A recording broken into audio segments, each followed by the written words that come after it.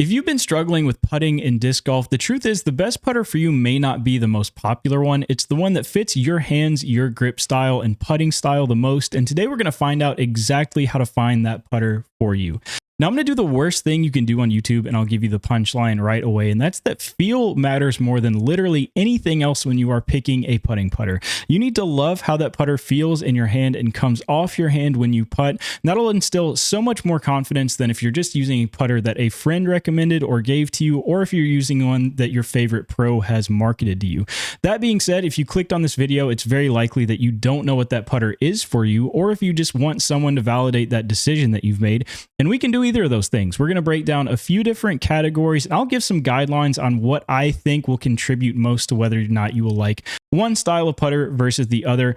First of those being beaded versus beadless. So I'll start off with, what is a bead? Why does it matter? What does it do? So a bead is an extra inclusion of plastic under the disc. You can see a pretty large bead here. This is a pipe hand disc bagger. And the first thing you'll notice is that you feel that thing when you grip the putter. No matter how you grip the putter, you are going to notice this. And I think grip style contributes the most to whether or not you are going to like a beaded or beadless putter. Specifically, people that curl their index finger under the rim with that first kind of knuckle on the bead. I think this is the most likely situation that you are going to prefer a beaded putter. That's not to say if you put your index finger up top of the rim, you can still feel it there. It gives a good guideline. But I've always found that beads really contribute to a nice clean release on a spin putt with that index finger curled. Now, obviously, that is not the only reason that beads exist, is that some people like the feel of them.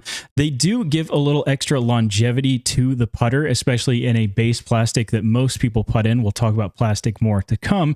But when you start to wear down the bottom side of the mold, it'll start to wear off that bead first. So you get a little bit longer of the actual original intended flight of the putter with a bead. Another thing it'll give you is just a little bit extra stability and wind resistance. It's interesting to me. I think a lot of people with a more spinny, forceful putt do prefer a beaded putter because you do get that added stability and torque resistance. I think of Eagle and Simon, at least of the spinniest putters on the Pro Tour, and both of them, as they have moved to MVP, have also moved to beaded putters. Now, the putters that they use, I think Simon's Pixel has a microbead. I'm not sure on the Nomad that Eagle's using, but you may see the terms microbead and bead used almost interchangeably. That really just depends on the size of the bead. So this is a tomb. This is described as having a microbead. You can see it is much less noticeable than that big boy on the bagger right there. You may be wondering, is that standardized? Is there a bead size I can find somewhere? What constitutes a microbead versus a bead?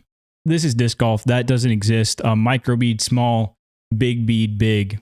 That's as good as we got. Now, speaking of the tomb, I want to talk about putter depth next. This is a very shallow putter in the tomb. I also have with me a Marvel. This is pretty similar to something like the Innova AVR, which is like the first putter. A ton of putters are molded after the AVR. You can see just a little bit deeper there. And then finally, I have the Infinite Alpaca molded after the P2. Same thing. P2 is kind of your prototypical deeper putter. Now, putter depth is the second biggest factor that I think contributes to whether or not you're going to like the feel of the putter. I really feel like that relates directly to hand size. Now, my biggest hobby outside of disc golf is PC peripherals, PC gaming, and it's always been really interesting to me. When you look for a gaming mouse, the first two things you're going to see are how big are your hands and how do you grip the mouse. I'm using a Starlight 12 Phantom here from Final Mouse. This is a claw grip mouse for like medium to small hands. It does not fit my hand very well, but I thought it was hyped. But there are so many resources in that area to help guide you into a selection based on those two things.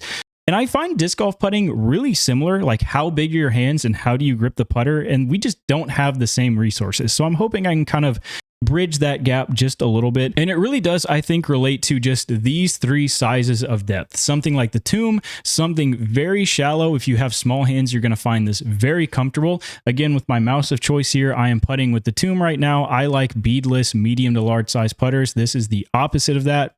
Thank you, Tyler.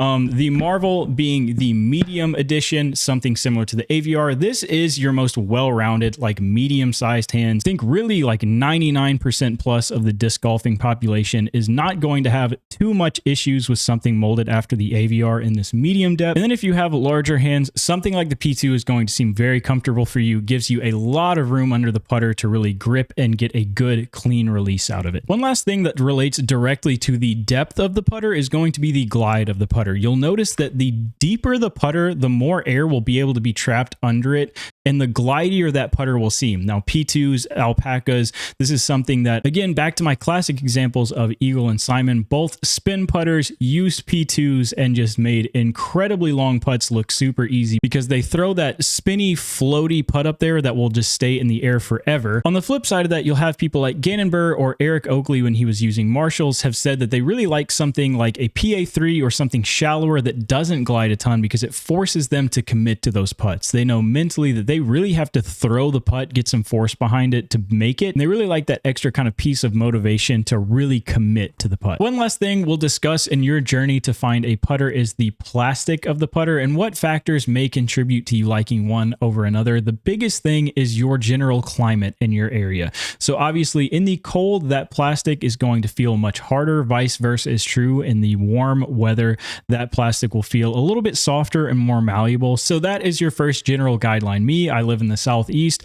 I tend to prefer a harder putter because in the summer, which is most of the year, if I do use a softer putter, when I go out and start to putt, it will just tend to feel softer and softer as the round goes on and that putter starts to heat up. Another thing you'll hear people say about harder putters that they prefer them is it does tend to release a little bit cleaner out of your hand depending on how soft the putter is. You can already start to get some wobble just from that first wrist movement if the putter is super soft and starting to wobble right out of your hand. The counter argument you'll hear to that is a lot of people do believe that a softer putter being more malleable will catch better. When it hits the change, it will start to kind of warp and tend to stick in the basket. I've never really personally subscribed to that theory. Again, I already live in a hot, humid environment, so I'm not trying to have the most malleable putter out there. And I do see more benefit to the cleaner release versus the chains in the basket, having a bit more ability to catch the putter. I just prefer to throw a better putt. One last plastic attribute that matters a lot, again, to me as I live in the hot and humid Southeast, is how tacky or how much grip the putter has.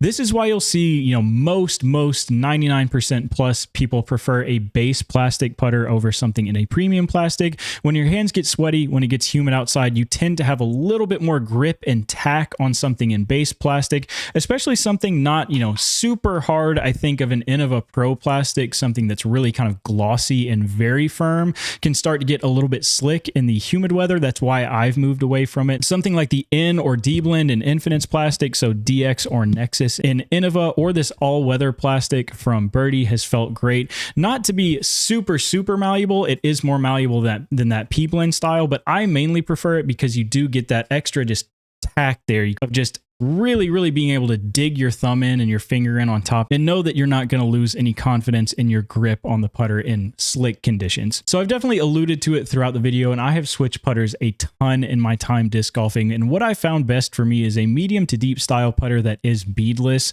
I think the biggest thing to focus on when you're really gauging, is this the putter for me? Again, back to the top, feel in the hand. If you do not like the feel of a putter, I think you should just full stop right there, switch to something else. It's not worth really trying to rep out and work with a putter that initially you just don't like. There's so many molds out there and so much variation in plastic type. The first step to this is you need to find one that you are confident in and feels good in the hand before you even throw a putt with it. Past that, I really like to focus on how the putter is coming out of my hand versus pure success rate. Did the putter go in the basket or not? I'm really focused on the first few feet out of my hand, really gauging, did it come out of my hand clean? Is there a lot of wobble on it? Is this putter something I can throw straight at my target line, or am I having to work it on a little bit of hyzer, and what do I prefer there? But I'm really trying to dial in that first few feet and find something that I am very confident in, that I can hit my line out of my hand and hit it with as little wobble as possible, just a good clean feeling release. That'll also go back to the glide of the putter. I like something that I can use and be confident in for circle 1 and circle 2. Really, in circle 1, you can putt with just about anything and make it work.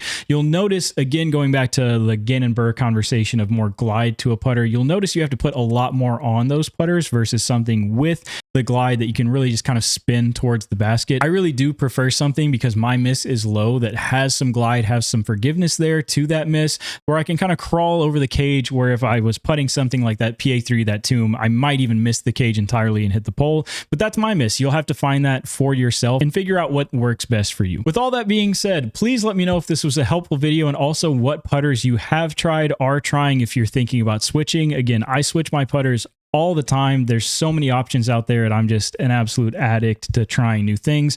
So if that's you, let me know down below. But if this was generally helpful, let me know as well. I really do appreciate you guys watching. If you want to check out any of these putters that I used as examples, or really most any putter in disc golf, I'd really appreciate it if you used my affiliate link to shop at Infinite Discs. Happy hunting. Go try some putters. Find the one that feels best to you. Let me know if it works. See you guys in the next one.